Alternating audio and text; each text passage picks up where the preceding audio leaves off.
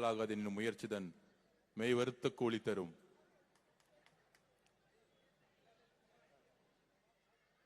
வேட்பாளராக இருந்து, தமிழகத்தின் முதலமைச்சர் வேட்பாளராக இருந்து, இன்றைக்கு நம்மெல்லாம் வாயில சொல்லிட்டே இருப்போம், அண்ணன் எப்ப முதலமைச்சர் ஆவார், அண்ணன் எப்ப முதலமைச்சர் ஆவான்னு. தமிழக மக்களுடைய ஒட்டுமொத்த ஆதரவுடன் இன்று உரிமையுடன் சொல்லுவோம், தமிழக முதலமைச்சர் எங்கள் அண்ணன், தமிழக முதலமைச்சர் எங்கள் தலைவர் திரு சி. ஜோசப் விஜய் அவர்கள். இத 6 மாசமா சொல்லும் போது ஒரு கூட்டம் நம்பல. நடிகர் அவருக்கு அரசியல் தெரியுமா? ஆனா ஒன்னே ஒண்ணு சொன்னார் மதுரை மாநாட்டில், திரு மு க ஸ்டாலின் அவர்களே, பூத் கமிட்டி போட்டு நீங்க வீடு வீடா இப்பதான் போயிட்டு இருக்கீங்க, நான் வீடு வீடா போயிட்டு தான் கட்சியே ஆரம்பிச்சேன். அதை சொன்னது, நினைவாக்கியது நம்மளுடைய மக்களும் பெண்களும் இளைஞர்களும். ரொம்ப சந்தோஷமா இருக்கு. அண்ணன் முதலமைச்சரா இருந்து பக்கத்துல பார்க்கும்போது நம்மளுடைய பூக்கடை குமார் அண்ணன் அந்த திரு பிரபு அவர்களே, எனக்கு முன்னால் பேசிய பேச்சாளர்கள் திரு ராகுல் காந்தி அவர்களே, தோழர்களே, மாவட்ட பொறுப்பாளர்களே, பகுதி செயலாளர்களே, என்னுடைய வெள்ளிவாக்கத்தில் பயணத்தில் ஒவ்வொரு வீட்டு பெண்களும் இளைஞர்களும் என்ன உங்க பிள்ளையா நினைச்சு வீட்டை விட்டு வெளியே வந்து வரவேற்று, முன்னாள் முதலமைச்சர் மு க ஸ்டாலின் அவர்கள், அவருடைய துணைவியார், அவருடைய மருமகன், அவருடைய மகன், அவருடைய மகள், ஒட்டுமொத்த குடும்பமும் வெள்ளிவாக்கத்தில் எனக்கு எதிராக பிரச்சாரம் செய்த பொழுது, தமிழ்நாட்டின் ஒரே தொகுதியில் முதல்வர் குடும்பத்தால் குறிவைக்கப்பட்ட ஒரே நபர் ஆதவ் அர்ஜுனா. ஆனால் எங்களுடைய தலைவருடைய ஒரே நாள் பிரச்சாரம் ஒட்டுமொத்த கலைஞர் குடும்பத்தை மு க ஸ்டாலின் தூக்கி எறிந்தது. இதுதான் மக்கள் சக்தி. மக்கள் சக்தினா இதுதான். பெண்கள் சக்தி, இளைஞர் சக்தினா அதுதான். ஒட்டுமொத்த முதல்வர் குடும்பமும் எதிர்த்து நின்ன இந்த சாமானியனை பெண்களும் என்னுடைய குடும்பத்தில் இருக்கக்கூடிய தாய்மார்களும், மகனே உன்னை வெற்றி பெற வைப்பது என்னோட பணி, நீங்க பொறுப்படுத்ததுக்கு உங்களுக்கு கோடான கோடி நன்றி.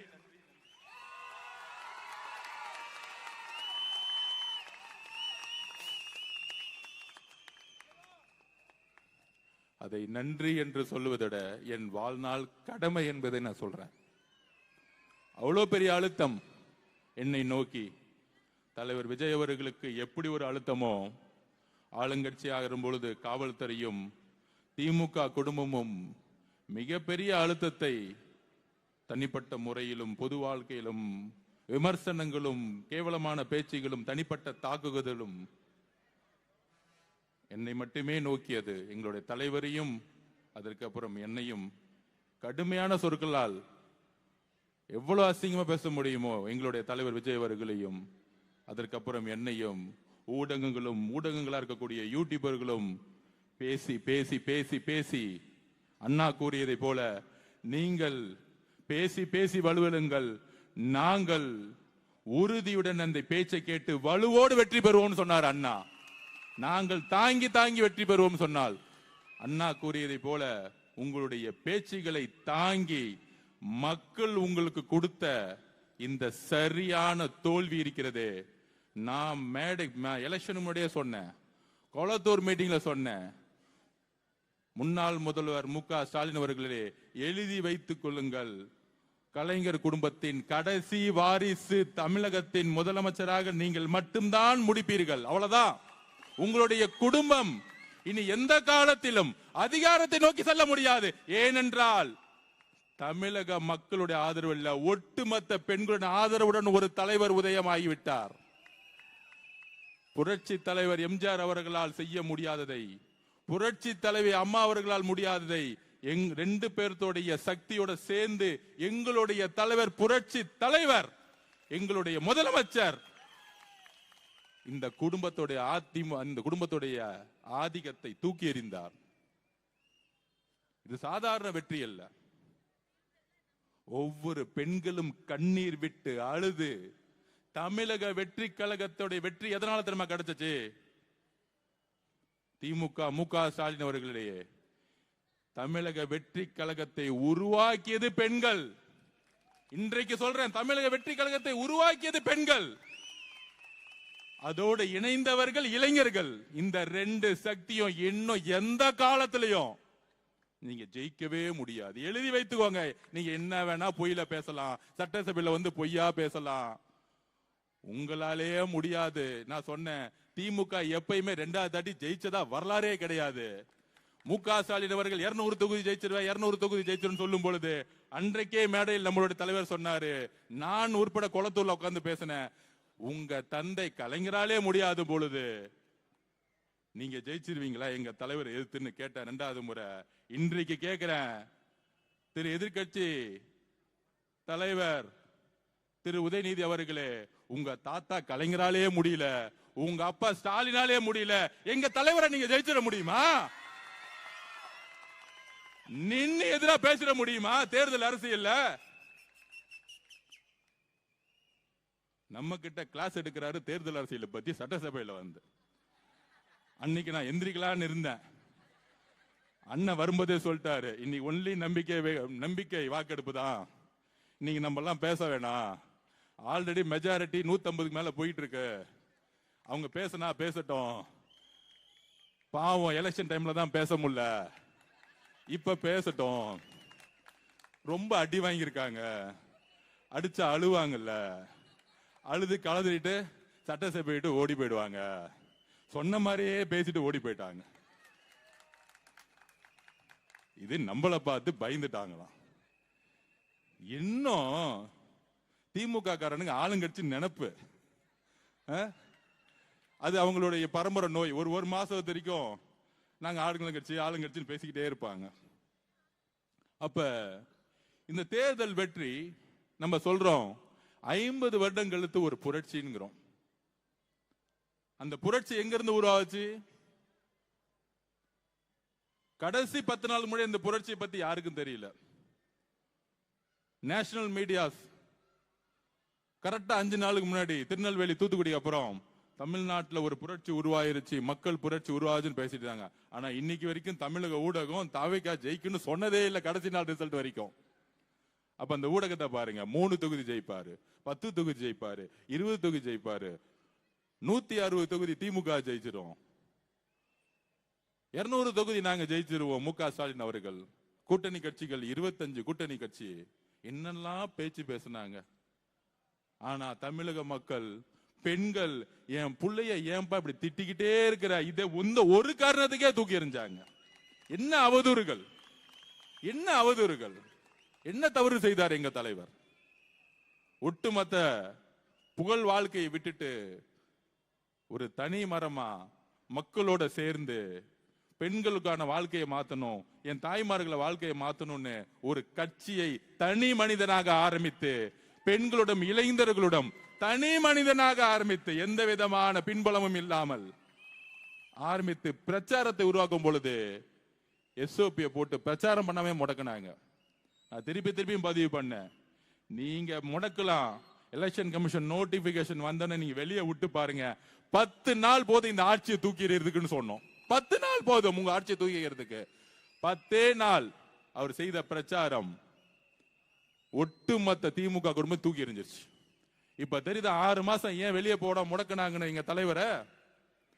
10 நாளுக்கே தூக்கி போட்டாங்கன்னா 6 மாசம் விட்டு இருந்தா 5 தொகுதி தாண்டி இருக்க மாட்டாங்க. இதுதான் சூழ்ச்சி. 5 தொகுதி தாண்டி இருக்க மாட்டாங்க.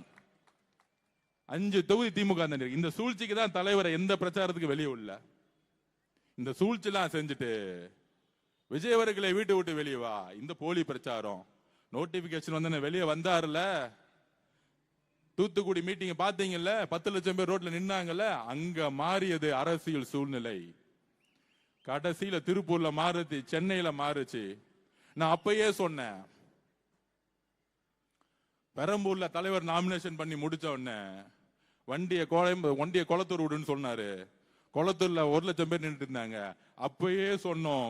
அடுத்த நாள் குளத்தூர் மீட்டிங் போடும்போது நான் பேசினேன், கொளத்தூர்ல மு.க. ஸ்டாலின் அவர்கள் தோல்வி அடைவார். எப்ப சொன்னது? நம்ம எலெக்ஷனுக்கு ஒரு மாசத்துக்கு முன்னாடி சொன்னோம். அப்பெல்லாம் நம்பல அவங்க.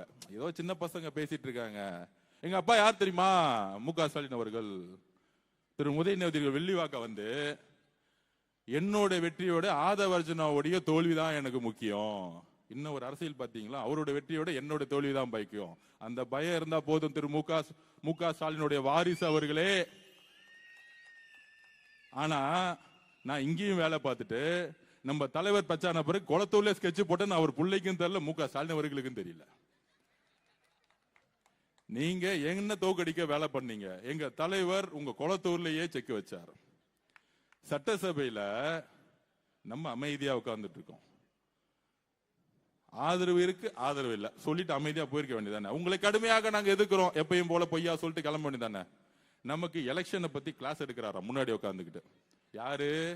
திரு மு.க. ஸ்டாலினுடைய மகன் இளவரசர் திரு உதயநிதி அவர்கள். அந்த இளவரசருக்கு பட்டாபிஷேகம் முன்னாடி என்ன பண்ணாங்க? துணை முதல்வராக்கினாங்க. இப்ப எதிர்கட்சி தலைவர் ஆக்கிட்டாங்க.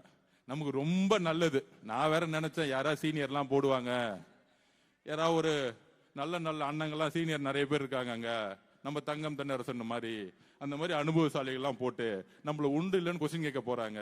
சரி நம்மளும் ரெடி ஆயிடும் நினைச்சேன். இந்த குடும்பம் என்னைக்கும் திருந்தவே திருந்தாது.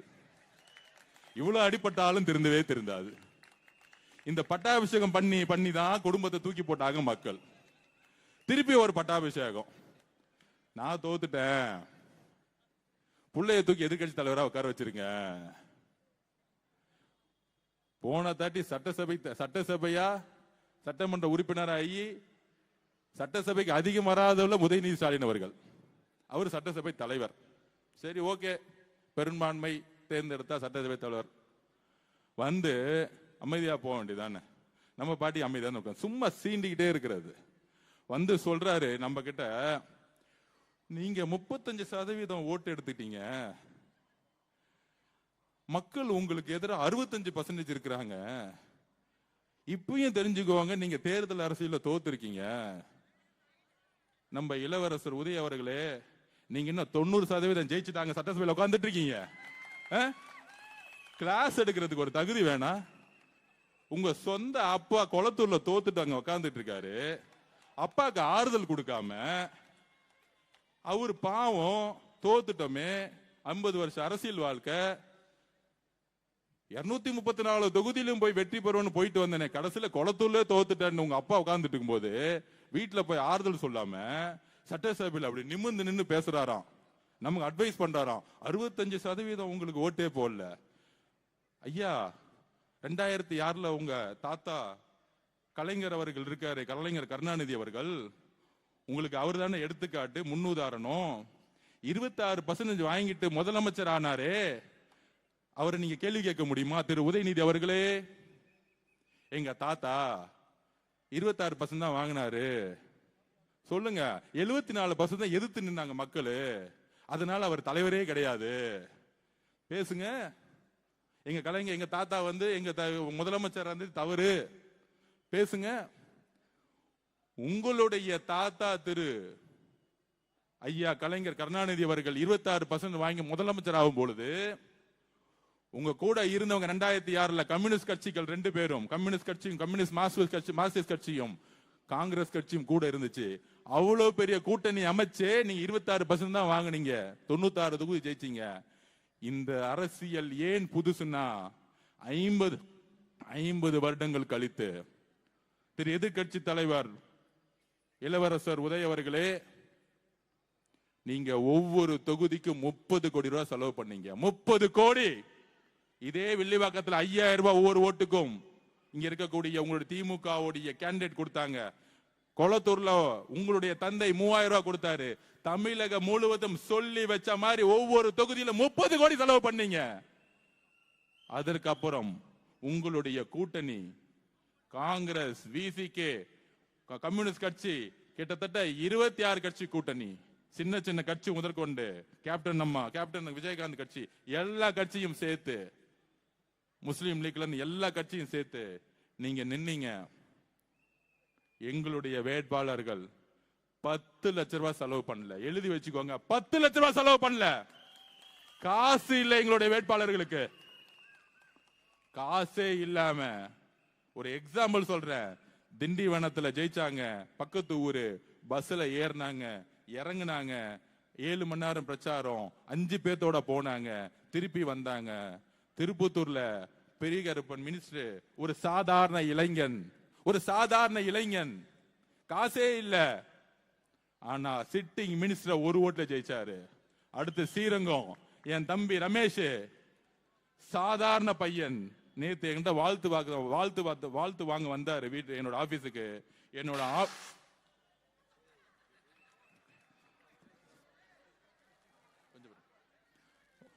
வாழ்த்து வாங்க வந்தாங்க. கொஞ்சம் டிஸ்டர்ப் பண்ணாதீங்க. யார் அது? வாழ்த்து வாங்க வந்தாங்க. அப்ப குடும்பத்தோடு வந்தாங்க, அவங்க அம்மா, அவங்க அக்கா. அப்ப வரும்பொழுது என்னுடைய தெருவிலேயே 3வது வீட்டுல, அது ஒரு பெரிய வீடு, ரமேஷ் அவர்களுடைய அம்மா சமையல் வேலை செஞ்சிட்டு இருக்காங்க.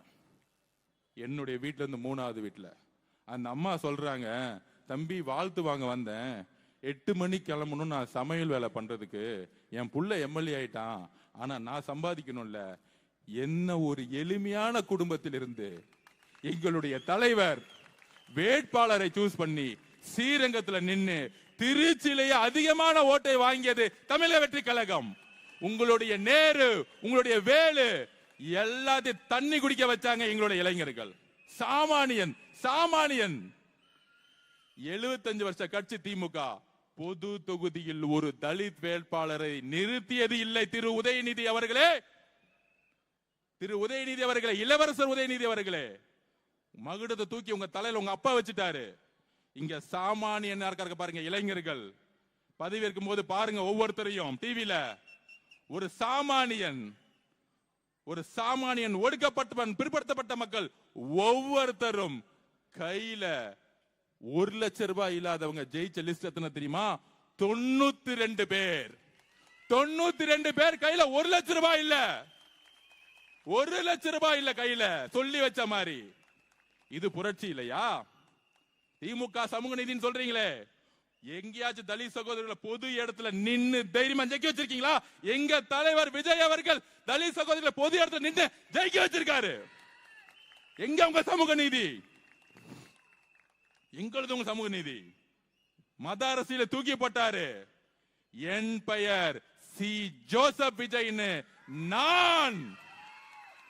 நான் கிறிஸ்துவ குடும்பத்தில் பிறந்திருந்தாலும் என்னுடைய ஐடென்டிட்டியை நான் மறக்க மாட்டேன்னு சொல்லி மத அரசியலை ஒழிச்சிருக்காரு. மத அரசியலை ஒழித்து, ஜாதி அரசியலை ஒழித்து, பண அரசியலை ஒழிச்சு இளைஞர்களுக்கும் பெண்களையும் சாதாரண குடும்பத்தில் வேட்பாளர்கள் நிப்பாட்டி இன்னைக்கு சட்டசபையில் தைரியமாக நிமிந்து உட்கார வச்சிருக்காரு. இதுக்கு மேல என்ன புரட்சி வேணும்? இளவரசர் உதய அவர்களே, உங்களுக்கு என்ன தகுதி இருக்கு எங்களுடைய தலைவர் முதலமைச்சரை பார்த்து கேள்வி கேட்பதற்கு? என்ன சாதிச்சிருக்கீங்க நீங்க? நாங்க ரோட்ல இருந்து வந்திருக்கோம், நீங்க உங்க அப்பா தலையில மகுடத்துல இருந்து வந்திருக்கீங்க. உங்க அப்பா இன்சியல் இல்ல, ஒரு தொகுதியை தண்ணியை நின்று ஜெயிச்சு காமிச்சிருங்க. அது வருஷம் ஆசில் விட்டு போயிடுறேன். திரு மு.க. ஸ்டாலின் அவர்களுடைய குடும்ப வாரிசை தூக்கி போட்டு, திரு கலைஞர் அவர்களுடைய பேரை தூக்கி போட்டு திமுக கட்சியை விட்டுட்டு தனியா நின்னு ஒரு தொகுதியை ஜெயிச்சு காமிங்க. உங்களுக்கு அப்ப எங்க தலைவரை பார்த்து கேள்வி கேட்கறதுக்கு எல்லா உரிமையும் இருக்கு. உங்க குடும்பத்தோட ஐடென்டிட்டிலையும் அண்ணா உருவாக்கக்கூடிய கட்சியிலையும் திமுக அந்த இடத்துல கொஞ்சம் ஸ்கெட்ச் போட கொஞ்சம் தவறிட்டோம். சேப்பாக்கத்துல எல்லா போக்கஸ் அவங்க அப்பா மேல இருந்துச்சு.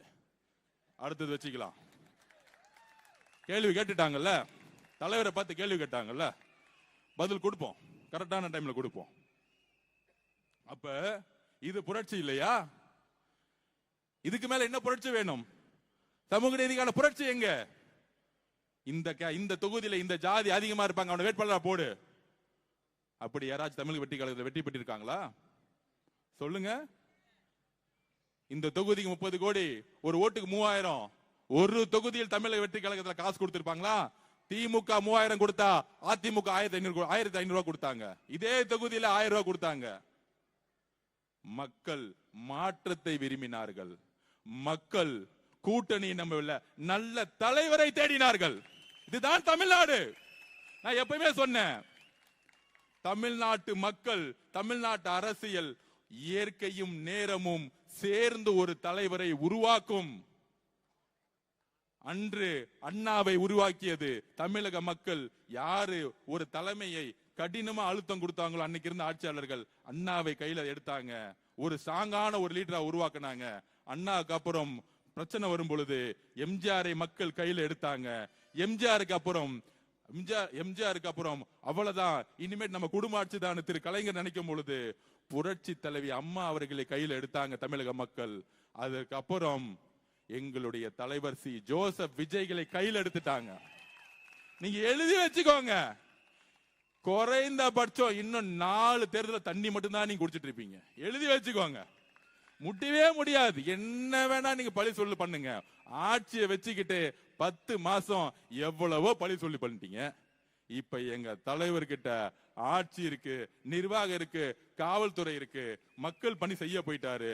நான் அப்பயே சொன்னேன், நம்ம இளவரசர் உதய அவர்களுக்கு எல்லாம் நான் தலைவா முதலமைச்சர் அவர்களே பதில் சொல்லி டைம் வேஸ்ட் பண்ணாதீங்க, அதை வச்சு நான் பாத்துக்கிறேன். அன்னைக்கு ஒரு நாள் தான் சட்டசபையில பேச முடியல, நம்பிக்கையில இன்னுமேட்டு சட்டசபை ஓபன் ஆகும்ல. திரு பேரவை தலைவர் எந்திரிச்சு பேசி முடிச்ச உடனே சபாநாயகர் சாரை பார்த்துட்டு, திரு பேரவை தலைவர்களே இதோ நான் பதில் சொல்றேன், எல்லாத்துக்கும் ரெடி. 75 வருஷ வரலாறு திமுகவுடைய எல்லா திருட்டுத்தனமும் எல்லா கொள்ளையடிச்சும் எனக்கு தெரியும். படிச்சு வந்திருக்கேன், ஒவ்வொரு வரியா படிச்சிருக்கேன். நீங்க கேள்வி கேட்ட அடுத்த செகண்ட் நான் பதில் சொல்லுவேன். கேட்டா 65% எதிர்ப்பு இருக்கான். தமிழக அரசியல் வரலாற்றுடைய ஒரு டேட்டா தெரியல, ஒரு கணக்கு வழக்கு தெரியல. எந்த அரசியல்வாதியும் 60% வாங்கி இது வரைக்கும் ஜெயிச்சதே கிடையாது எந்த கட்சியும். தமிழக மக்கள் ஒரு ஜனநாயகத்தை விரும்புறவங்க. எப்பொழுதும் ஒரு 10 கட்சி இருந்தா அவங்களுக்கான ஒரு ஓட் பேங்க கொடுப்பாங்க. ஆனா நான் சொல்றேன், தமிழ்நாட்டு வரலாற்றிலேயே எழுதி வச்சுக்கோங்க, தனி பெரும் கட்சியா 3 வருஷத்துல எந்த கூட்டணி இல்லாமல், எந்த பணபலம் இல்லாமல், இந்த எலெக்ஷன் முன்னாடி சொல்லிட்டு இருந்தாங்களே பூத் இருக்கான்னு காமிச்சாங்க பாருங்க. பூத்துனா என்னன்னு நம்ம வில்லிவாக்கத்துல 60% பெண்கள் உள்ள உட்கார்ந்துட்டு இருந்தது. பூத்துனா என்ன? நம்ம கிளாஸ் எடுத்தோம், ஓட்டர் லிஸ்ட் எல்லாம் வந்துருவாங்க, இந்த திமுக காரங்க பொய்யா ஆளுங்களை கூட்டு வந்து கள்ள ஓட்டு போடுவாங்க, இவ்வளவுதான் பூத் ஒர்க் அன்னைக்கு. அப்புறம் இந்த மிஷினை பேக் பண்ணி வண்டியில ஏற்றி லைலா காலேஜ் வைக்கணும். இதை கரெக்டா புடிச்சுக்கிட்டு காலையில 6 மணிக்கு வந்தாங்க நம்மளுடைய பூத் ஒர்க்கர்ஸ். அதுவும் நம்ம என்ன பண்ணோம், 5 பேர் உள்ள உட்கார்ந்துட்டு இருந்தாங்க. 5 மணிக்கு வந்துட்டாங்களா லட்சுமி அக்கா சொல்றாங்க, பாத்துக்கோங்க எவ்வளவு ஆர்வம் பாத்துக்கோங்க. மக்கள் வந்து ஓட்டு போறதுக்கு 7 மணிக்கு வந்தா நம்ம 5 மணிக்கு போயிட்டோம். போய் நம்ம உட்காந்துட்டு பக்கா லிஸ்ட் எடுத்துட்டு கடைசி 6 மணி வரைக்கும் யார் யாரெல்லாம் திமுக திட்டு பசங்க வருவாங்களா வரமாட்டாங்களா நான் போறேன். நான் எந்திரிச்சவன பூத்துல போனவன அங்க இருந்து நம்ம தங்கச்சி, அண்ணா இது வரைக்கும் எந்த திட்டு பசங்க வரலன்னா நான் கண்டுபிடிச்சிட்டேன்னா பாக்கலாம், நீ கவலைப்படாதுன்னா யாரு கள்ள ஓட்டு போட மாட்டாங்கன்னா. நான் நினைச்சேன், டே திமுக காரங்களா இதுக்காடா நீங்க வந்து பூத் இருக்கான்னு கேட்டீங்க. எங்க ஆளுங்க ஒரே நாள பழகிட்டாங்க. இது குடும்பம்பா, இந்த பூத்து இதெல்லாம் தெரியாது. 5 குடும்பம் சேர்ந்தா ஒரு பூத்து, அவ்வளவுதானே. சேர்ந்துட்டாங்க, எலெக்ஷன் முடிஞ்சு திருப்பி வேலைக்கு போயிட்டாங்க. உங்களை மாதிரி கவுன்சிலர் இருந்துட்டு 15 வீடு வாங்குறது, இதை யாரா இங்க வாசிக்கு எங்கப்பா காண போயிட்டாரமே அவரு ஓடுமா. ஓகே, அப்ப பூத்துனா என்னன்னு காமிச்சுமா.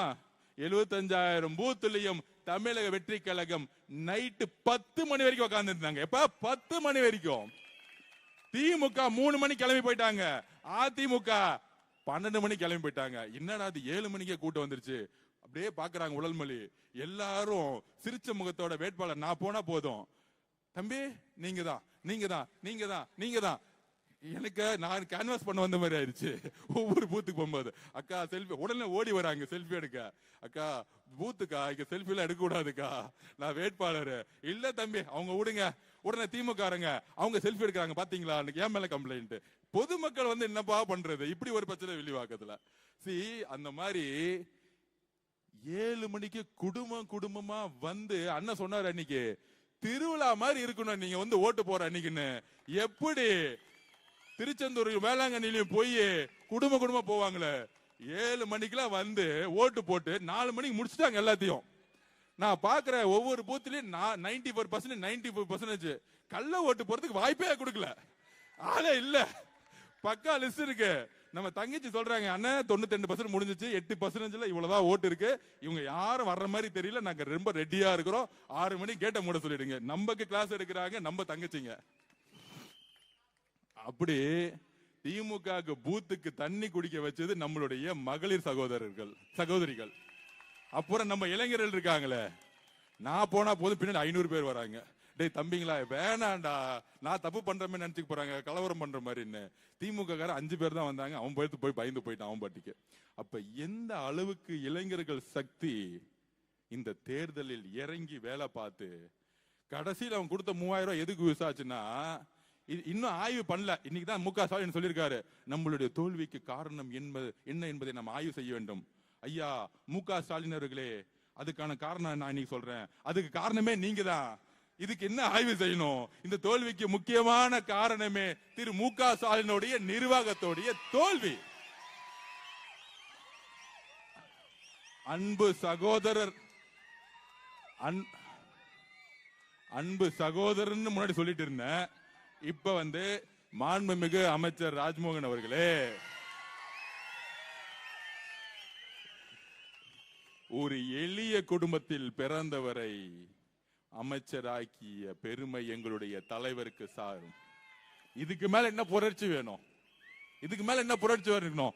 நீங்க யார எம்எல்ஏ ஆக்கிறீங்க சட்டசபையில?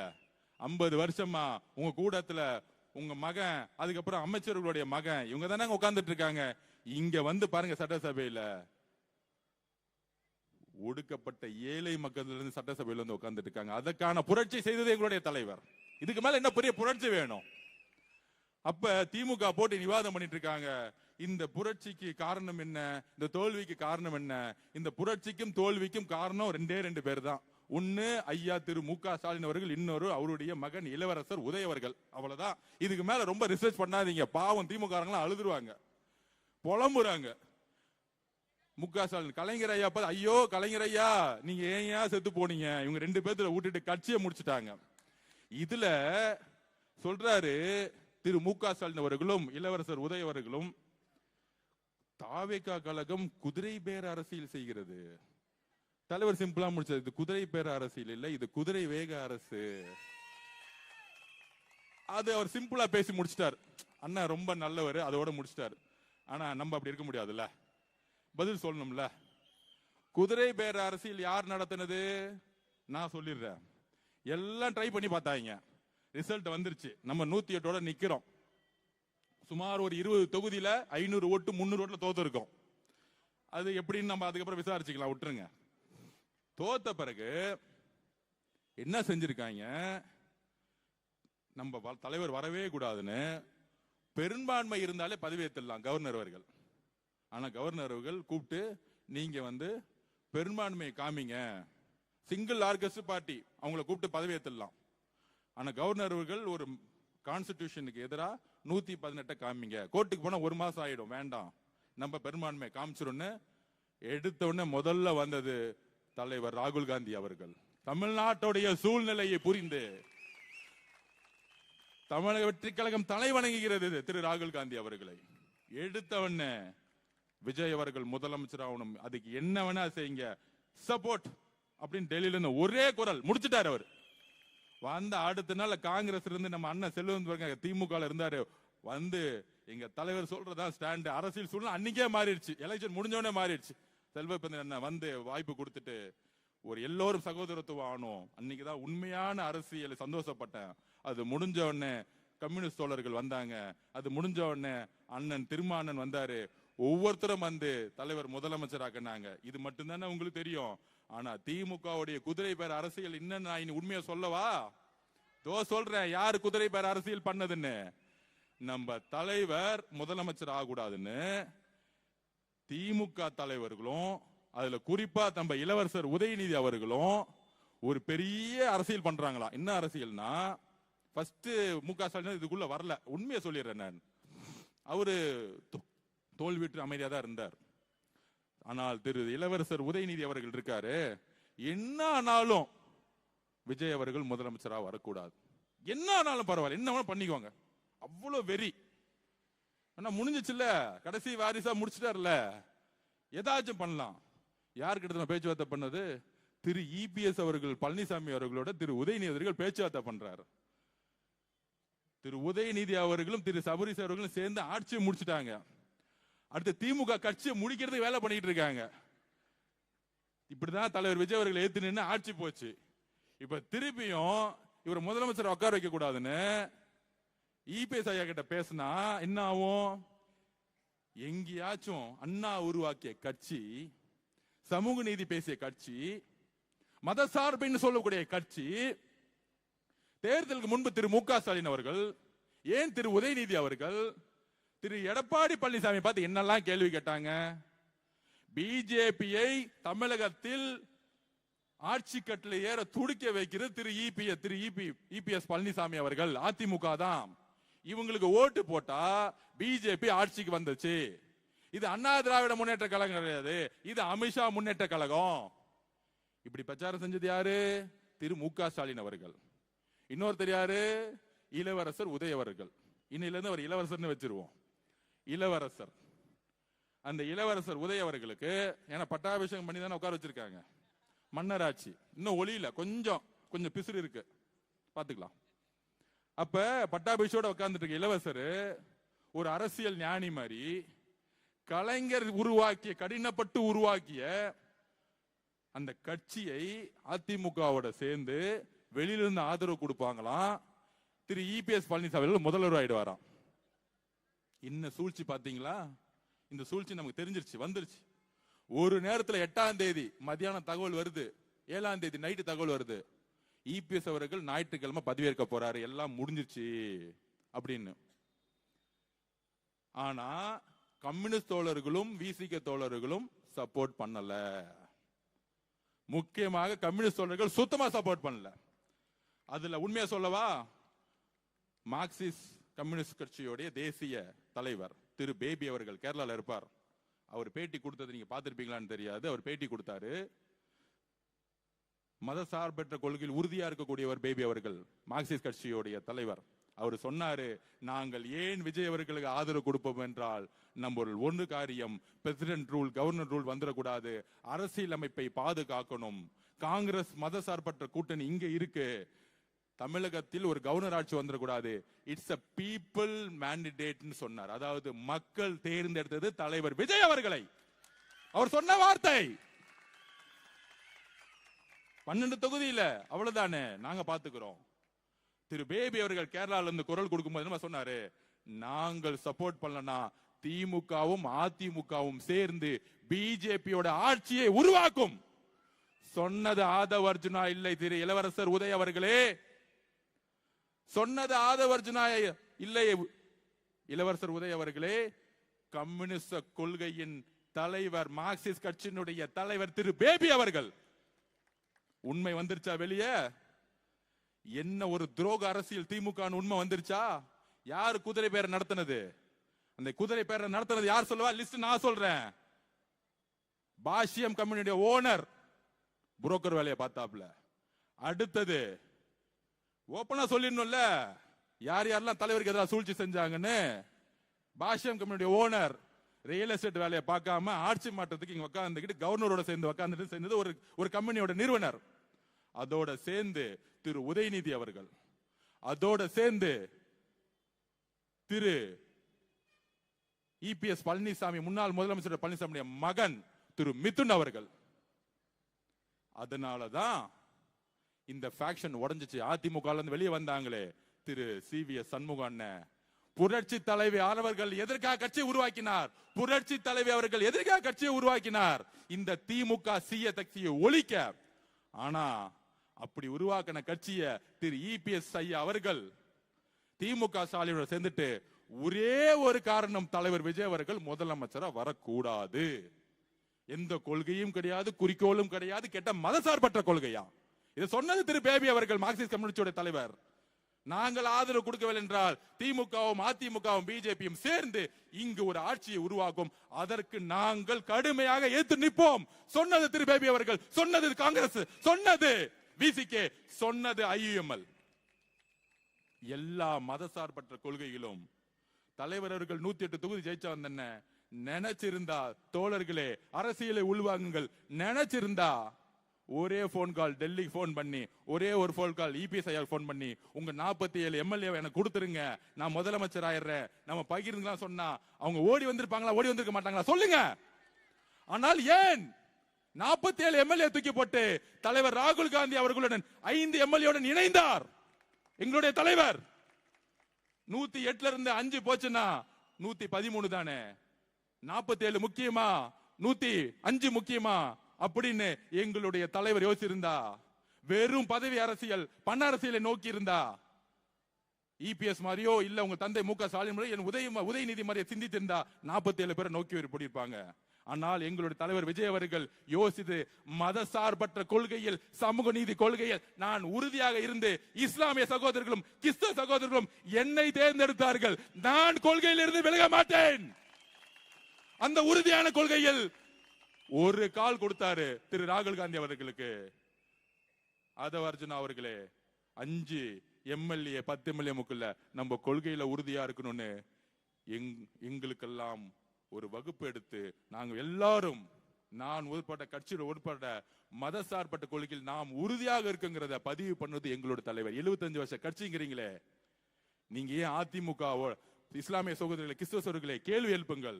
அதிமுகவும் திமுகவும் சேர்ந்து ஏன் ஆட்சி உருவாக்கி துடிச்சது? உடனே நாங்கெல்லாம் அப்படிலாம் நினைக்கலையே சொல்லுவாங்க. அதுக்கு நான் ஒரு உண்மையை சொல்லணும்ல. அந்த கட்சியோடைய மீட்டிங் நடந்துச்சு. வெளியே TKS இளங்கோவன் தெரியும், செய்தி தொடர்பாளர், உங்களுக்கு தெரியும், பெரியாரிஸ்ட். அவர் தான் செய்தி தொடர்பாளர் திமுக. அவர்கிட்ட ஃபர்ஸ்ட் சொல்றாரு, அவரு நாங்க அதிமுக எல்லாம் சேர மாட்டோம். இப்ப 2 நாள் எல்லாம் ட்ரை பண்ணி கம்யூனிஸ்ட் தோழர்கள் ஏத்த பிறகு சொல்றாங்க. திருப்பி அடுத்த கொஸ்டின் கேட்கிறாரு, நீங்க சேருவீங்களான்னு கேட்டா, எங்களுடைய தலைவர் MK ஸ்டாலின் அவர்கள் நினைத்தால் நாங்க அதிமுகவோட சேருவோம். இப்படி யாராவது சொல்லுவாங்களா? இப்படி யாராவது சொல்லுவாங்களா? கலைஞர் அவர்கள் உயிரோடு இருக்கும்போது சொல்ல முடியுமா? இல்ல அதிமுக புரட்சி தலைவர் அம்மா அவர்கள் உயிரோடு இருக்கும்போது சொல்லுவாங்களா அப்படி? ஆனா TK சொல்ல சொன்னாரு, எங்க தலைவர்கள் சொன்னா நாங்க அதிமுகவோட சேருவோம். அப்ப தெரியுதா உள்ள என்ன நடந்துகிட்டு இருக்குன்னு? அங்க மாட்டிக்கிட்டாங்களா அந்த பேட்டியில? அப்ப எல்லாம் ட்ரை பண்ணி கம்யூனிஸ்ட் தோழர்களும் இஸ்லாமிய சகோதரர்களும் நம்மளுடைய திருமாவளவனும் எதிர்த்த ஒரு காரணத்தினால் அதை வாபஸ் வாங்க பார்த்தாங்க. வாபஸ் வாங்கிட்டாங்க. நடக்காது. ஏன்னா அவங்களுக்கு பெரும்பான்மை இல்ல. எல்லாரும் ஒண்ணுன்னா 113 114 சரிசமமா நிக்குது. அரசியல் இதுதான். ஆனால் திரு ராகுல் காந்தி அவர்கள் நம்மளுடைய தலைவரை முதலமைச்சராக உறுதியா நின்று, கம்யூனிஸ்ட் தலைவர்களும் நின்று, அண்ணன் திருமாவளவன் நின்று, IUML இஸ்லாமிய சகோதரர்களும் நின்று, இன்றைக்கு உண்மையான மதசார்பற்ற கொள்கை கொண்ட தலைவர்களை தமிழ்நாடு உருவாக்கி இருக்கிறது. இதுதான் வெற்றி தமிழக வெற்றி கழகத்திற்கு. மக்கள் ஒரு நல்ல தலைவனை தேர்ந்தெடுத்தார்கள். கூட்டணி கட்சி தலைவர்கள் ஒரு நல்ல மதசார்பற்ற அரசியலை உருவாக்கி விட்டார்கள். தேர்தலுக்கு முன்பு உங்களோட இருந்தோன்னு சொல்றாங்களே, இருந்திருந்தா அவங்களுக்கு நீங்க உண்மையா இருந்திருக்கணும். அதிமுக பேசியிருக்க கூடாது. கலைஞர் காலத்தில் எந்த தோல்வி நடந்தாலும், ஏன் கலைஞர் 2 தொகுதி ஜெயிச்சாலும் எப்பொழுதும் தன்னுடைய கொள்கைகளில் விட்டு கொடுத்தது கிடையாது. ஆனால் அவருடைய மகன் திரு MK ஸ்டாலின் அவர்கள், இளவரசர் உதய அவர்கள் கட்சியை மதிக்கிறது இல்ல, கூட்டணியை மதிக்கிறது இல்ல, கொள்கையை மதிக்கிறது இல்ல. பணம் பணம் பணம், இதுதான் அவங்களுடைய மிகப்பெரிய தோல்வி. இப்ப தெரிஞ்சா என்ன உண்மை நடந்துச்சுன்னா, அந்த 5 நாள் நாங்க தூங்கி 10 நாள் ஆச்சு. இன்னைக்கு நேத்து நைட்டு தான் தூங்கின. தலைவர் முதலமைச்சரா 144 பேர் ஜெயிச்ச பிறகு அன்னைக்குதான் எங்களுக்கு தூக்கம் வந்துச்சு. அதுலயும் பாருங்க திமுகவோட சூழ்ச்சி. திருப்பத்தூர்ல ஒரு MLA ஜெயிச்சோம், கேஸ ஃபைல் பண்ணாங்க. அந்த கேஸ உடனடியா கொண்டு வந்தாங்க சண்டே. அந்த சண்டே கேஸ் கொண்டு வந்து அன்னைக்கு ஆர்குமெண்ட் பண்ணாங்க. சென்னை உயர்நீதிமன்றம் எப்பொழுதும் சண்டே கேஸ் எடுத்ததே கிடையாது. திமுகவோட வழக்கறிஞர்கள் எல்லாம் போய் கேஸ் நடத்துறாங்க. அந்த MLA-வை ஓட்டு போட விடக்கூடாதுன்னு சொல்லி வச்ச மாதிரி ஓட்டு போடுறதுக்கு, அதாவது நம்பிக்கையில்லா தீர்மானம் நடக்கிறதுக்கு ஒரு நாளுக்கு முன்னாடி ஸ்டே கொடுத்துட்டாங்க, ஒரு ஓட்டு போடக்கூடாதுன்னு. திமுகவோட சூழ்ச்சி தெரிஞ்சா அப்ப உடனடியா சுப்ரீம் கோர்ட் போனோம். அடுத்த நாளே சென்னை உயர்நீதிமன்றத்தை கண்டிச்சு இது ஜனநாயகத்துக்கு எதிரான தீர்ப்புன்னு சொல்லி திருப்பியும் ஒரு ஓட்டை நம்ம கொடுத்துட்டாங்க. எந்த அளவிற்கு அழுத்தம் பாருங்க திமுக. அதை உதயநிதி சொல்றாரு, உயர்நீதிமன்றம் ஒரு அந்த வேட்பாளருக்கு ஓட்டு போடுன்னு சொல்லிட்டாங்க. குதிரை பேரம் நடத்துறேன்னு சொல்றாங்க. உச்சநீதிமன்றம் தூக்கி எறிஞ்சிருச்சு. அப்ப எந்த அளவுக்கு தலைவர் விஜய் அவர்கள் அந்த சீட்ல உட்கார்ந்துடவே கூடாது. கவர்னர் ஆட்சி வந்தாலும் சரி, ஆனா அறிக்கை மட்டும் அழகா ஒரு மு க ஸ்டாலின் அவர்கள்கிட்ட. நான் ஏற்கனவே சொன்னேன், சன் டிவில ஒரு குணா அவர்கள் பேட்டி கொடுத்தாரு. நான் எப்பயுமே விஜய் அவர்களை தாக்குனதே கிடையாது, நான் தப்பாவே பேச மாட்டேன், இல்ல உங்களை அவர் ரொம்ப அட்டாக் பண்றாரு, ஏன் நீங்க பதில் கொடுக்க மாட்டேங்கிறீங்க, நான் பேசவே மாட்டேன். அதுதான் நான் கொலத்தூர்லயே சொன்னேன், திரு மு க ஸ்டாலின் பதிலாம் கொடுக்க மாட்டாரு, கொலை பண்ணிடுவாரு. கரூர்ல தான் பண்ணாங்க. நம்மளுடைய சகோதரர்கள் எப்படி ஆனாங்க? இன்னைக்கு காவல்துறையில எடுத்தாங்க எல்லாம் காத்திருப்பு பட்டியல், யார் யாரெல்லாம் கரூர்ல அன்னைக்கு என்னென்னலாம் பேசினாங்களோ. எப்பயுமே சொல்றேன், நியாயம் நீதியும் வெற்றி பெறும். நான் அன்னைக்கே சொன்னேன், எங்கள் சகோதர சகோதரிகளை நீங்க கை வச்சுட்டீங்க, எங்க தலைவர் முதலமைச்சர் போது சும்மா விட மாட்டார், உங்களை எழுதி வச்சுக்கோங்க. அவர் அமைதியா இருந்தாருன்னா தான் ஆபத்து. திட்டாருன்னா பிரச்சனை இல்ல, முடிஞ்சிச்சு போச்சு. அமைதியா இருந்தாருன்னா ஒரு பெரிய பூகம்பம் வரப்போகுதுன்னு அர்த்தம். வந்துச்சு. அப்படி எந்த அளவிற்கு அவரை முதலமைச்சர் உட்கார கூடாது கொள்கை ஏற்று நம்மளை பார்த்து குதிரை பேரன்னு சொன்னாங்களே, அதிமுகவும் திமுகவும் சேர்ந்து குதிரை பேர அரசியல் செஞ்சது நீங்க. திரு இளவரசர் உதய அவர்கள் பேச்சுவார்த்தை நடத்தது அவர் தான். திரு இளவரசர் உதய அவர்கள், பாஷம் கம்பெனியுடைய ஓனர், அதுக்கப்புறம் திரு மிதுன் அவர்கள், மூன்றும் இணைந்த கூட்டணி வந்தாங்க. கனிமொழி மேடம், எங்க அப்பா உருவாக்கின கட்சி இப்படி செஞ்சீங்க, ரிசைன் பண்ணிட்டு போயிட்டோம்னு சொல்லிட்டு போயிட்டாங்க. அவங்க எதிர்ப்பு உள்ள இருந்து, நான் உள்கட்சியில நடந்துட்டு சொல்றேன், கனிமொழி மேடம் இருக்கக்கூடிய ஒரு கொள்கை அரசியல் திரு இளவரசர் அவர்களுக்கு கிடையாது, உதய அவர்களுக்கு கிடையாது. கடுமையான எதிர்ப்பு. கலைஞர்களுடன் யாரு பயணிச்சாங்களோ கடுமையான எதிர்ப்பு. இந்த காலத்திலும் நீங்கள் அதிமுக சேரக்கூடாது, ஜனநாயகத்தை மதிப்போம்னு சொன்னாங்க திமுக கூட இருக்கக்கூடிய சில நல்லவர்கள். அதுக்கப்புறம் தான் திரு மு க ஸ்டாலின் அவர்கள் கம்யூனிஸ்ட் எல்லாம் வாபஸ் பண்ணிட்டாங்க, நம்ம அமைதியா ஒரு ஸ்டேட்மெண்ட் ரெடி பண்ணிட்டார் நல்லவர் மாதிரி, நாங்கள் ஜனநாயகத்தை மதித்த எதிர்கட்சியா நடத்துவோம். அது நீங்க என்ன சொல்றது, மக்களே தீர்ப்பு கொடுத்துட்டாங்க. ஐயா நீங்க எதிர்கட்சி தலைவராக கூட இருக்கணும், வீட்டுல அமைதியா உட்காந்து ரிட்டையர்மெண்ட் ஆகும். நான் அன்னைக்கே சொன்னேன், கொளத்தூர்ல என்ன நடக்கும், கொடைக்கானல் போகும்போது லைலக்காலை வாசல் சொன்னேன், அவர் ரெஸ்ட் எடுக்க போகும்போது இந்த எலெக்ஷனோட நிரந்தரமா ஒரு ஓய்வு பெற போறாரு, கொடைக்கானல் இருந்து ஸ்டார்ட் பண்ணிட்டோம், அடுத்தது ஊட்டி போட்டு நான் பேட்டி கொடுத்தேன். நான் பேட்டி கொடுக்கும் போதெல்லாம் சீரியஸா இல்ல, இப்ப எல்லாம் எடுத்து போட்டுட்டு இருக்காங்க. எப்படி ஆதவச்ச சொன்னதெல்லாம் கரெக்டா நடந்துகிட்டே இருக்கு. நடந்துச்சா இல்லையா? நான் சொன்னேன், இந்த கூட்டணி எங்க தலைவரிடம் சேருவாங்க ஒரு நாள். எங்க தலைவர் எப்பொழுது மதசார்பற்றுகள் உண்மையா இருப்போம்னு புரியும் பொழுது அங்க வந்துருவாங்கன்னு சொன்னாங்க.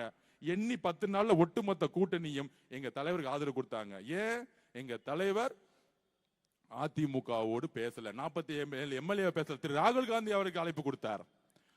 அப்படி சபையில அப்படி அந்த பதவியேற்பு பாருங்க, பக்கத்துல ராகுல் காந்தி அவர்கள், பக்கத்துல அண்ணன், என்ன ஒரு கண்கொள்ளா காட்சி, என்ன ஒரு 2 நண்பர்கள் மாதிரி, 2 சகோதரர்கள் மாதிரி. அப்ப இதெல்லாம் முடிச்சிட்டு, இந்த சூழ்ச்சியெல்லாம் முடிச்சிட்டு, அவர் பதவியேற்பு முடிச்சிட்டு மெஜாரிட்டி ப்ரூவ் பண்ணோம். அப்ப அதிமுக உடைஞ்சிச்சு. உடனே அதிமுக இவங்க உடைச்சிட்டாங்க. ஐயா அதிமுக உடைச்சது நாங்க இல்ல, அதிமுக உடைச்சது திரு உதய அவர்களும் திரு மிதுன் அவர்களும் திரு இபிஎஸ் அவர்களும். யாராச்சும் போய் திமுக சேர்ந்து அலைன்ஸ் பேசுவாங்களா?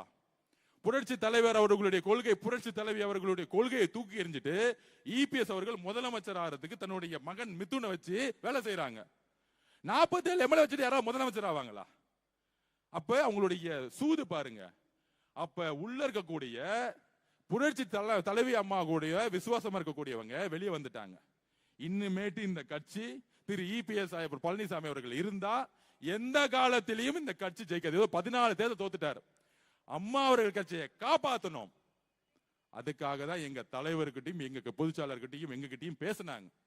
அப்ப எங்க தலைவர் எப்பயுமே ஒண்ணு சொல்லுவார், எனக்கு ரொம்ப பிடிச்சவங்க புரட்சி தலைவர், அவருடைய வாரிசு நானு, புரட்சி தலைவி அம்மா தைரியம் பிடிக்கன்னு, அவங்க உருவாக்கிய கட்சியை நம்ம காப்பாத்தணுமா காப்பாத்த கூடாதா? சொல்லுங்க மக்களே, சொல்லுங்க. அவங்களுக்கு ஆதரவு கொடுக்குமா கொடுக்க கூடாதா?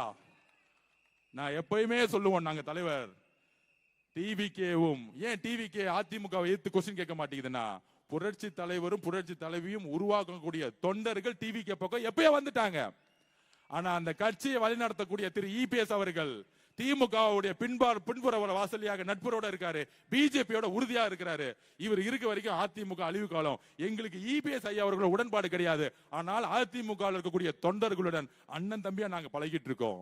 திமுக தீய சக்தி அப்படின்னு சொன்னது புரட்சி தலைவர், திமுக தீய சக்தின்னு அப்படி சொன்னது புரட்சி தலைவர் அவர்கள். அவர்களுடைய மொழியை நாங்கள் உள்வாங்கி இருக்கிறோம். அப்ப அங்கிருந்து வரவங்களை அந்த கட்சியை காப்பாற்றணும் சொல்லும் போது அவங்கள நம்ம அரவணைத்தே ஆகணும். ஏனால் அதிமுகவை காப்பாற்றப்படணும். பிஜேபி பின்புல வாசலாக அதிமுக வந்துச்சு. இப்ப அவங்க நாங்க பிஜேபியோட எந்த காலத்திலும் சேர மாட்டோம்னு தலைவர் அவர்களிடம் உறுதிமொழி கொடுத்திருக்காங்க. அந்த பக்கமே நாங்க போக மாட்டோம். அது அவங்களால நாங்க 4 தேர்தல் தோத்துட்டோம். அதனால நாங்க உறுதியாக சொல்றோம், நாங்களும் மத சார்பற்ற கொள்கையில் உறுதியாக இருக்கிறோம் அப்படின்னு சொன்ன பிறகுதான் தலைவர்கள் ஆதரவு கொடுத்தாரு. இதுதான் உண்மை. இதை கூட்டணி கட்சி எல்லாத்திலையும் விளக்கணும். இந்த அதிமுக ஒரு இபிஎஸ் தலைமையில் இருக்க வரைக்கும் தானே இந்த பிஜேபி வந்துகிட்டு இருக்கு. அப்ப அந்த அதிமுகவுடைய புது ஃபேக்டர்ஸ் பிஜேபி கூட இருக்க மாட்டாங்கன்னு உறுதிமொழி கொடுத்துட்டாங்க. இவங்களை நம்ம நம்பி பார்ப்போம். அதுக்கு மேல உறுதி இல்லைன்னா உடனே நம்ம வாபஸ் வாங்க முடியுங்கிறத ஒரே ஒண்ணுதான். இது குதிரை பேரம் அல்ல. புரட்சி தலைவி அம்மாவுடைய கட்சியை யாரும் தூக்கிட்டு போயிடக்கூடாது. திமுக அழிச்சிடக்கூடாது, பிஜேபி அழிச்சக்கூடாது. இதுக்குதான் இவ்வளவுதான் ஐடியாலஜி. அதுதான் ஆல்ரெடி 125 பேர் ஆதரவு வந்துருச்சு. பெரும்பான்மைக்காக முடிஞ்சிருச்சு எலெக்ஷன். சபையில எங்களுக்கு மெஜாரிட்டி இல்லைன்னா தானே நாங்க போய் குதிரை பேரத்தில் ஈடுபடணும். ஒட்டுமொத்த மத சார்பற்ற கொள்கையிலும் திமுக விட்டு வந்துச்சுன்னா எங்க தலைவர் மேல இருக்க நம்பிக்கை மட்டும் இல்ல, மக்களுடைய ஆதரவை அவர்கள் ஜனநாயகப்படி மதிக்கிறார்கள். மக்கள் மீது நம்பிக்கை வச்சுதான் ஜனநாயக சக்திகள் வந்தார்கள், வேற எதுவும் கிடையாது. உங்களை மாதிரி 1000 கோடி கொடுத்து ஒரு கூட்டணி கட்சி உருவாக்குறதுக்கு காசு இல்ல. டிவிக்கு இல்ல, குதிரை பேலம் பண்றதுக்கு முதல் காசு இல்ல. இங்க 2 லட்ச ரூபாய் இல்லாம எம்எல்ஏ ஆயிட்டு வந்திருக்கோம்.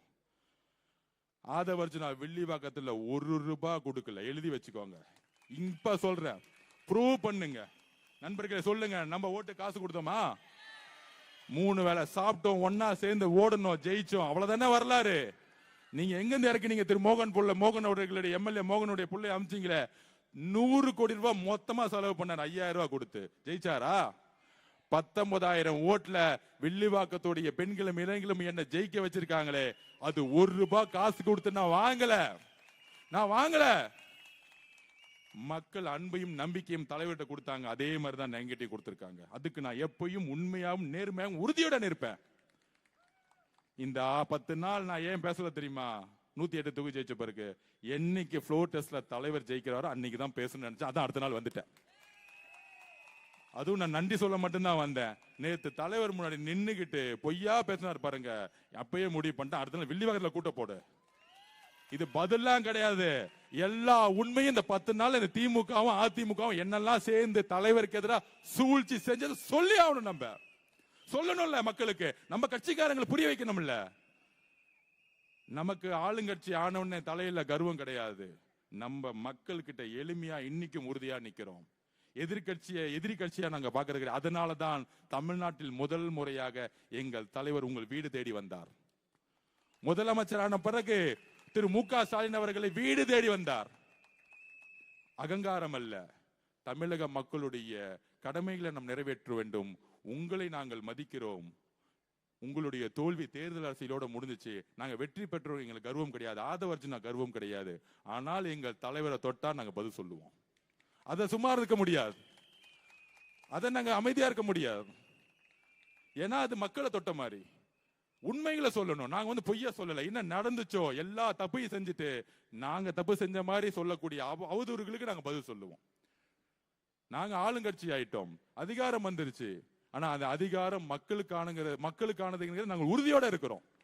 ஒவ்வொரு தனிநபருக்கானது கிடையாது. அந்த அதிகாரம் பணபலத்தை உருவாக்குவது அல்ல.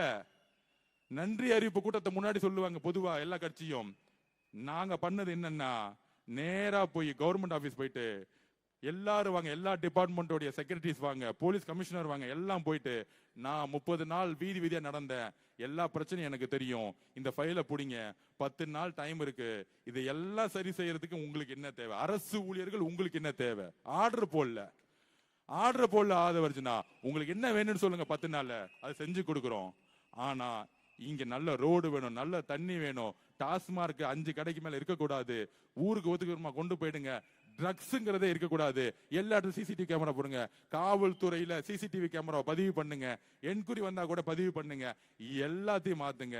தமிழக வெற்றி கழகம் நம்மளுடைய தோழர்களோ இளைஞர்களோ யாரும் அதிகாரத்தை தவறா பயன்படுத்த மாட்டாங்க. திமுக மாதிரி நான் உறுதி கொடுக்கிறேன், நான் சத்தியம் சொல்றேன். என்னுடைய நண்பர்கள் தோழர்கள் சாதாரண குடும்பத்தில் வந்தவங்க. திமுக செய்த ரவுடிசமோ, திமுக செய்த கான்ட்ராக்ட் தொழிலோ, திமுக செய்த இந்த பண அரசியலோ நம்ம செய்ய மாட்டாங்க. நாங்க பாத்துக்கிறோம், எங்களுக்கு வேலை செஞ்ச எங்க கட்சிக்காரங்களை எப்படி பாத்துக்கணும் எங்களுக்கு தெரியும். ஆனால் அரசுடைய நிர்வாகத்தில் தமிழக வெற்றி கழகம் எப்பொழுதும் தலையிடாது. எங்க தலைவர் சொன்ன மாதிரி தான், ₹1 நாங்க டச் பண்ண மாட்டோம், அந்த பணம் எங்களுக்கு வேணாம். இந்த வேலை பார்த்தாங்க என் கூட வேலை இளைஞர்கள் வேலை பார்க்கும்போது அவங்க சம்பளம் 10,000 12,000 வேலை பார்த்துட்டாங்க. எலெக்ஷன் முடிஞ்சிச்சு, அண்ணா நீங்க ஜெயிச்சிட்டீங்களா, நான் திருப்பி வேலைக்கு போறேன்னு போயிட்டாங்க. இதுதான் தமிழக வெற்றி கழகம். என்கிட்ட இருந்து வந்து அண்ணா காசு கொடுனான்னு கேட்கல யாரும். தம்பிங்களா, அண்ணங்களா, தங்கச்சிங்களா, நான் சத்தியமா சொல்றேன், உயிர் உள்ளவரை என்னோட கடமை உங்களோட இருக்கும். நன்றி சொல்ல மாட்டேன், நன்றி சொல்ல மாட்டேன். உயிர் உள்ளவரை நான் உண்மையா இருப்பேன்.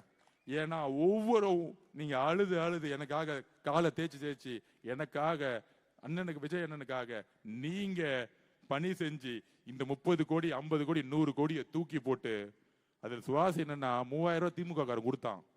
அந்த 3000 எடுத்துட்டு போயிட்டு பேண்ட் சட்டையை வாங்கிட்டாங்க, காகி பேண்ட், காகி சட்டை. அப்புறம் இந்த காப்பு பெண்கள் திருப்பி அதே மாதிரி. எப்ப எல்லா கடையிலயும் அந்த பேண்ட் பிட்டே காணும். யாரா பணம் கொடுத்தான்னு பார்த்தா திமுக தான் பணம் கொடுத்திருக்கான். இதுதான் அவங்க பொருள் எடுத்து அவங்களே அடிக்கிறது. என்ன மாதிரி தேர்தல் தெரியுமா? நான் உண்மையிலே அசந்துட்டேன். அண்ணன் முன்னாடி சொல்லுவார், இதெல்லாம் நடக்க போகுது, நீ தெரிஞ்சுக்கோங்க. உண்மையிலே சொல்ற, இந்தியாவே இந்த தேர்தலை ஆராய்ச்சி பண்ணிட்டு இருக்கு, எப்படி ஜெயிச்சாங்க. தேர்தல் வெற்றிக்கு பின்பு எந்த பத்திரிகையும் இவர் ஜெயிப்பார்னு எழுதவே இல்லை, யாருமே எழுதல. Under estimate. இவர் ஒண்ணுமே பண்ண முடியாது, கூட்டம் தான் கூட்டுவார், ஓட்டா மாறாது, எல்லாம் ஓடிடுவாங்க. ஆனா இன்னைக்கு நேஷனல் மீடியாஸ், ஏன் லோக்கல் மீடியாஸ் எப்படி ஜெயிச்சாங்க, எப்படி ஜெயிச்சார், இது ஒரு பெரிய ஆராய்ச்சிக்குட்பட்டது. ஒரு ஆதிக்கத்தை நீங்கள் விரும்பினால், பணபலத்தை நீங்க கரப்ஷன் பக்கம் போனீங்கன்னா, உண்மையா நீங்க இல்லைன்னா எளிய மக்கள் உங்களை தூக்கி எறிவார்கள், உங்கள் அதிகாரத்தை தூக்கி எறிவார்கள், உங்களுடைய அனுபவத்தை தூக்கி எறிவார்கள், உங்களுடைய 75 வருஷ கட்சியை தூக்கி எறிவார்கள். நீங்கள் உண்மையாக இல்லை என்றால் யாரையும் தூக்கி எறிவன்னு தமிழக மக்கள் இந்தியாவுக்கே லெசன் எடுத்திருக்காங்க. இதுக்கு மேல ஒரு வரலாறை இன்னொருத்தர் எழுதுறதுக்கு எத்தனை வருஷம் ஆகும் நமக்கு தெரியவே தெரியாது. எழுதி வைத்துக் கொள்ளுங்கள். காலையில 8:30 மணிக்கு செக்ரட்டரியேட்ல உட்கார்ந்துட்டு இருக்காரு, ஷார்ப்பா வேலை செய்ய தெரியுமா, அனுபவம் இருக்குவான்னு தெரியாது. காலையில 10 மணிக்கு ஷார்ப்பா உட்கார்ந்துட்டு இருக்காரு. அவருக்கு தெரியும் தமிழ்நாட்டுக்கு என்ன செய்யணும், அவருக்கு தெரியும். நிர்வாக திறமை உண்மையா இருக்கவங்களுக்கு எல்லா நிர்வாகம் பண்ண வந்துடும். இதுதான், அவ்வளவுதான். ஒரு நிர்வாகத்தோடைய அடிப்படை விதி என்ன தெரியுமா? உண்மையா இருக்கணும், நேர்மையா இருக்கணும், மக்களை நேசிக்கணும். இது மூன்றும் எங்க தலைவருக்கு இருக்கு. ஒரு மிகப்பெரிய பொன்னான ஆட்சியை, எப்படி ஒரு மிகப்பெரிய பொன்னான வரலாற்றை தேர்தல் அரசியல் உருவாக்கிறாரோ, ஒரு மிகப்பெரிய அரசாங்கத்தை மக்களுக்காக, பெண்களுக்காக, இளைஞர்களுக்காக உருவாக்க போகிறார். அதுல ஒரு பங்கு நானும் இருக்கேன் அவரோட. அது மிகப்பெரிய விஷயமா பாக்குறேன். ஒரு ஏழ்மையா எளிய குடும்பத்தில் இந்த பிறந்த, தந்தையும் தாயும் இழந்த இந்த ஆதவர்ஜுனாயை அமைச்சரவையில் 3ஆம் இடம் கொடுத்து, ஆதவர்ஜுனா நீங்க அன்னைக்கு கட்சி ஆரம்பிங்க போது என் கூட ஆனந்தண்ணா இருந்தாரு, அதுக்கப்புறம் நீங்க தான் வந்தீங்க, என்ன நம்புனீங்க, எல்லா வேலையும் செய்து கொடுத்தீங்க, எப்பொழுதும் நீங்கள் அந்த இடத்துல இருப்பீங்கன்னு ஜெயிச்ச பிறகும் அந்த உறுதியோடு நின்னாரு பாருங்க. அவருடைய வார்த்தைக்கு நான் எப்பொழுதும் தலை வணங்குவேன். எங்க அண்ணன் அவரு, எங்க அண்ணனுக்கு அப்புறம் தான் அவர் முதலமைச்சர். இல்ல, எங்க அண்ணன், அந்த உணர்வு தான் எங்களுக்கு இருக்கு. இங்க இருக்கக்கூடிய ஒவ்வொரு தாய்மார்களுக்கும் புள்ள, அண்ணன், தம்பி, எங்க அண்ணனை நீங்க டச் பண்ணீங்கன்னா நான் பதில் கொடுப்பேன். எனக்கெல்லாம் அமைச்சர்லாம் அப்புறம் தான், எம்எல்ஏ எல்லாம் அப்புறம் தான். எனக்கு அவர் அண்ணன், நான் தம்பி. இந்த தம்பி அண்ணன், அந்த அண்ணனுக்கு ஒரு சிறு கீழே இருந்தாலும் குரல் கொடுப்போம். இங்க நான் மட்டும் இல்ல, கோடான கோடி இளைஞர்களும் பெண்களும் குரல் கொடுப்பாங்க. அதனால இளவரசர் உதயவர்களே, சட்டமன்றத்தில் உங்களுடைய வார்த்தைகளை கவனமாக, உண்மையாக பேசுங்கள் அப்படிங்கறத வலியுறுத்துகிற. எங்களுக்கு நீங்கள் எதிரிகள் கிடையாது. உங்களுடைய ஜனநாயக கடமையை நீங்கள் ஆற்றுங்கள். தவறு செய்தால் சொல்லுங்க, திருத்திக்கிறோம். நீங்க தலைவர் தவறு செய்தா தவறாது அப்ப பாத்துக்கோங்கன்னு சொல்லிடுவார். அவர் ஜனநாயகவாதி. தவறு செய்தால் தெரிந்து தவறு செய்யறது கிடையாது, சொன்னா அடுத்த செகண்ட் சரியாயிடும். இது ஒன்னும் காவல்துறையை வச்சு அடக்குமுறை பண்ணி கைது செய்து உங்களை மிரட்டி பழி வாங்கக்கூடிய அரசு அல்ல. அந்த அரசியல் இல்ல அது. யாரையும் பழிவாங்கக்கூடிய அரசியல் கிடையாது. தேர்தல் அரசியலில் நாங்கள் நின்னோம், நீங்க நிக்கவே கூடாதுன்னு நினைச்சீங்க, அதையும் மீறி வெற்றி பெற்றுட்டோம். இனி மக்களுக்கான பணியை செய்யற 50 வருஷ பணியை 5 வருஷம் செஞ்சு முடிப்பார். எழுதி வச்சுக்கோங்க, எழுதி வச்சுக்கோங்க. என்கிட்ட இப்ப கேட்டாங்க, 700 கடையை மூணா 8,000 கோடி சேல்ஸ் டவுன் ஆகுது. அத பினான்ஸ் செக்ரட்டரி எங்க தலைவர் சொல்லியிருக்க மாட்டாரா? அப்ப எங்க தலைவர் என்ன முடிவு எடுத்தார்? மக்களோட உயிரை விட 8,000 கோடி பணம் முக்கியம் அல்ல. மக்களுக்கு 1000 ரூபாய் நீங்க பேங்க்ல போடுறமே, அதோட முக்கியம் டாஸ்மாக் கோடிய மிகப்பெரிய பிரச்சனை, ட்ரக்ஸ் பிரச்சனை. அதுதான் முதல்ல அவர் கையில் எடுத்தார். அதுதான் முதல்ல கையில் எடுத்தார்.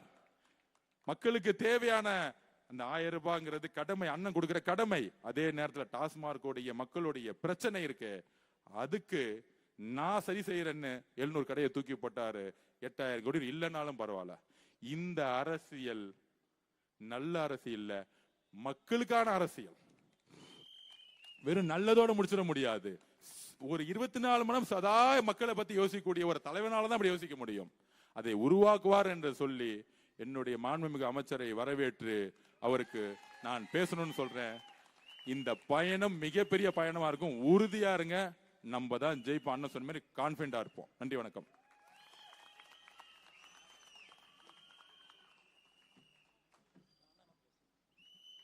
தடைகளை ஏணியாக்கி வெற்றியை வசமாக்கி இளைய சமுதாயத்திற்கு ஒரு வழிகாட்டியாக திகழும் சங்கத்தமிழ் போற்றும் ஈகை குணமும் வீரமும் ஒருங்கே அமையப்பெற்ற திரு ஆதவ அர்ஜுனா அவர்களுக்கு எங்களது மனமார்ந்த நன்றிகளை